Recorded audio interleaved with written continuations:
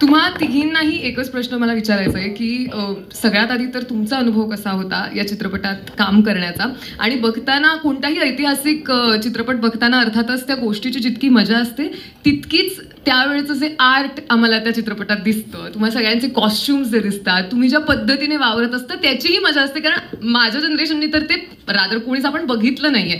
तुम्हाला ते करताना किती मजा आली, आणि एखादा असा किस्सा जर तुम्हाला कोणालाही शेअर करावा असं वाटलं तर प्लीज. थँक्यू ज्ञानेश्वरी. सर्वप्रथम या ट्रेलरला बघून एवढी एनर्जी आली आहे ना आतमध्ये, असं वाटतं की एकदा आपण गजर केलाच पाहिजे परत. छत्रपती शिवाजी महाराज की जय, छत्रपती संभाजी महाराज की जय. वा, आता मजा आली. मी त्यापासून अशीच गप्प बसले होते, मला मजा येत नव्हती. पण धन्यवाद संदीप दादा आणि त्यांची पूर्ण प्रोडक्शन टीम, तुषार पूर्ण डायरेक्शन टीम, आणि राहुल नेवासे जे वन मॅन आर्मी होते आम्हाला त्यांच्यापर्यंत पोचवण्यासाठी. आणि सगळ्यात आधी तर खूप धन्यवाद की मला राजमाता जिजाऊंची भूमिका साकारायची संधी मिळाली या चित्रपटामध्ये. खरं तर माझं नशीब चांगलं, नशीबवान आहे मी.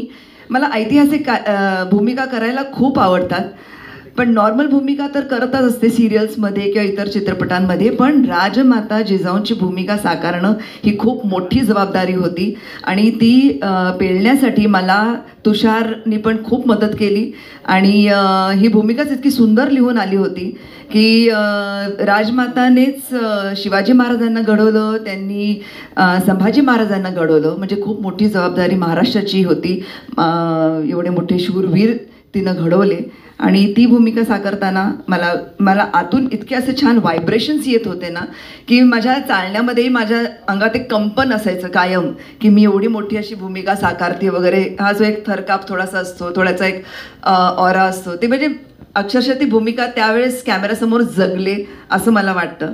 आणि अनुभव म्हटलं तर तेच आहे की प्रत्येक गोष्ट, तर ते छोटेसे शंभू बाळ जे होते त्यांना हँडल करणं खूप कठीण होतं. खरं तर ते खूप असे छोटेसे होते ना, अगदीच नासमज होते, पण त्यांना हँडल करत तरी जिजाऊंचं एक ऑरा ठेवून आणि त्यांना सांभाळणं, मग त्यांच्यामध्ये ट्युनिंग निर्माण करणं, त्यांच्याशी इतर वेळेस कॅमेरा व्यतिरिक्त त्यांच्याशी खेळणं, गप्पा मारणं, त्याला आपलंसं करणं, हे पण एक वेगळी जबाबदारी असते एक कलाकार म्हणून.